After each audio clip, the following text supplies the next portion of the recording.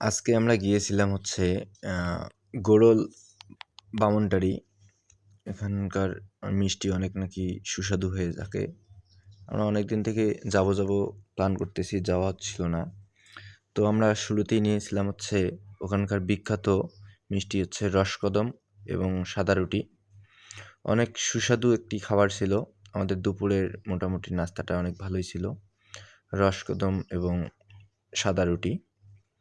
এই তো এদিকে আমার ভাগনার রতন খাচ্ছে, এইদিকে হচ্ছে শ্যামল দাদা খুব মজা করে খাচ্ছে, সোহেল ভাই, এই তো বন্ধু জয়দেব, আর হচ্ছে এই যে বিপুল দাদা আমাদের বিখ্যাত হাসির দাদা হচ্ছে বিপুল দাদা, এদিকে স্বপন, এই যে বাচ্চা টিটুল, আমিও ছিলাম ওখানে, আমিও খাচ্ছিলাম এই যে আমার প্লেট।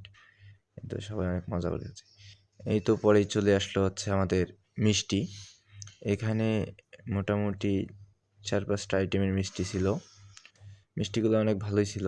তো হচ্ছে যখন আমরা মোটামুটি 2টা করে 3টা করে একজনে করে মিষ্টি খাইছিলাম, পরবর্তীতে আর মিষ্টি খাইতে পাইছিলাম না। পরে মোটামুটি একটু কষ্টকর হয়েছিল। পরে আর কি সবাই একটু একটু করে খেয়ে ফেলছি। অনেকদিন থেকে যাব করে যাওয়া ছিল না এই জায়গাটায়। এটা হচ্ছে গোড়ল বামুনটারি।